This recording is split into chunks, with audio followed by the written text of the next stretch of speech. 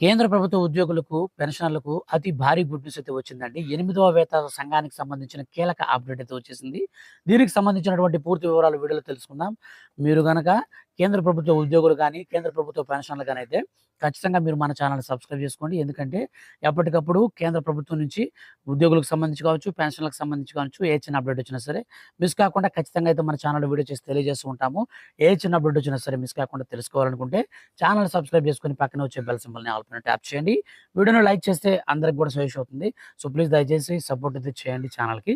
ఇక లేట్ చేయకుండా టాపిక్‌ని అయితే మనం స్టార్ట్ చేద్దాం. ఫ్రెండ్స్, మనం క్లారిటీగా స్క్రీన్ పైన కూడా చూడొచ్చండి. కేంద్ర ప్రభుత్వ ఉద్యోగులకు, పెన్షనర్లకు అతి భారీ గుడ్ న్యూస్ అయితే వచ్చింది. 8వ వేతన సంఘానికి సంబంధించి కీలక అప్డేట్ అయితే వచ్చింది. రాబోయే రోజుల్లో కేంద్ర ప్రభుత్వ ఉద్యోగులకు జీతాలు, పెన్షన్లను భారీగా పెద్ద మొత్తంలో పెంచబోతున్నారు. ఉద్యోగులకు, సంఘాలకు తమ డిమాండ్లతో వినతి పత్రాన్ని 8వ వేతన సంఘానికి సమర్పించాయి. ఉద్యోగులు కనీస జీతాన్ని భారీగా పెంచాలని, అలాగే పెన్షన్ల నుంచి కూడా మనకు సెలవు విధానాల వరకు అన్ని వివిధ రంగాలలో భారీగా మార్పులను కూడా అమలు చేయాలని ఈ వినతి పత్రం సిఫారసు చేస్తుంది. వాస్తవానికి 8వ వేతన సంఘం ఏర్పడినప్పటి నుండి ఇది ఇంకా అమలులోకి రాలేదు.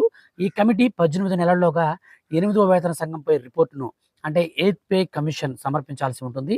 ఆ తర్వాతే అమలు చేయవచ్చు. 2027 మార్చి, ఏప్రిల్ మధ్య అమలు చేస్తారని భావిస్తున్నారు. అయితే 2026 నుంచే అమలులోకి వచ్చినట్లుగా పరిగణిస్తారు. ఆమోదిస్తే కేంద్ర ప్రభుత్వ ఉద్యోగులు జీతాలు, అలవెన్సెస్‌లో భారీ మొత్తంలో మార్పులు చోటు చేసుకోవచ్చు. నివేదిక ప్రకారం జాతీయ మండలి ముసాయిదా కమిటీ తుది ప్రతిపాదనకు సమర్పించింది. ఈ ప్రతిపాదనలు పెరుగుతున్న జీవన వ్యయాలు, కుటుంబ అవసరాలపై దృష్టి సారిస్తూనే అధిక ప్రాథమిక జీతాలు, మెరుగైన పెన్షన్ల మరియు మెరుగైన అలవెన్సెస్‌లకు ప్రాధాన్యతనిస్తున్నాయి. ఆ డిమాండ్లన్నిటిలో కల్లా ముఖ్యమైనది మూల వేతనాన్ని 69,000కు పెంచాలన్న డిమాండ్. కమిటీ 3.83 ఫిట్మెంట్ ఫ్యాక్టర్‌ను కూడా సూచించింది. నివేదిక ప్రకారం ప్రస్తుత జీతం, పెన్షన్‌లో భారీ పెరుగుదల కూడా ఉంటుంది.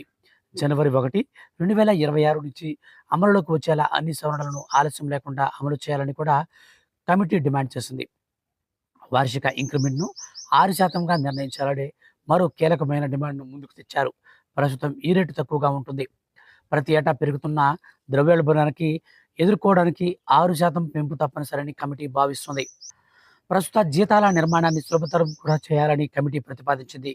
ఇందుకు 18 విభిన్న స్థాయిలను ఉన్నాయి. ఇందులో కేవలం 7 స్థాయిలు ఏకీకృతం చేయాలని ప్రతిపాదించారు.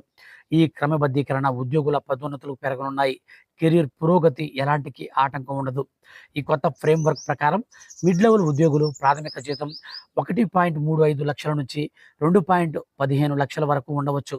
ఒక మాటలో చెప్పాలి అంటే లెవెల్ సంఖ్యలను తగ్గించి ప్రతి లెవెల్లో ప్రారంభ జీతం తక్కువగా ఉండేలా మొత్తం జీతాల నిర్మాణాన్ని తిరిగి నిర్ణయించనున్నారు. జనవరి 1, 2024 తర్వాత సర్వీసులో చేరిన ఉద్యోగులకు పాత పెన్షన్ పథకాన్ని పునరుద్ధరించాలనే ప్రధాన డిమాండ్లలో ఒకటి.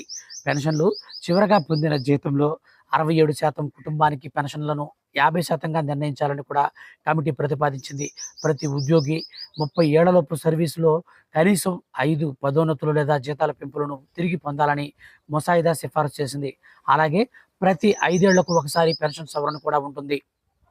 ఈ రిపోర్టు ప్రకారం ఉద్యోగుల యొక్క ప్రయోజనాలకు సంబంధించి అనేక కొత్త నిబంధనలు కూడా ఉన్నాయి. అద్దె భత్యం కూడా పెంచాలని ప్రభుత్వానికి సూచించినట్లు ఈ యొక్క రిపోర్ట్‌లో అయితే మనకు పేర్కొన్నారు. సో ఇదండి మొత్తం మనకు ఫైనల్‌గా 8 వేతన సంఘానికి సంబంధించినటువంటి ఏర్పడినప్పటి నుండి మనకు ఈ యొక్క పెన్షన్‌లు, అలాగే ఉద్యోగుల యొక్క డీఏలలో మరియు సాలరీస్‌లో భారీగా ఇంక్రిమెంట్స్ అయితే త్వరలో జరగబోతున్నాయి. వీటికి సంబంధించి మీరు ఎప్పటికప్పుడు ఏ చిన్న అప్డేట్ వచ్చిందో మిస్ కాకుండా తెలుసుకోవాలనుకుంటే ఛానెల్‌ని సబ్స్క్రైబ్ చేసుకొని ఫాలో అవుతుండండి. Thank you for watching.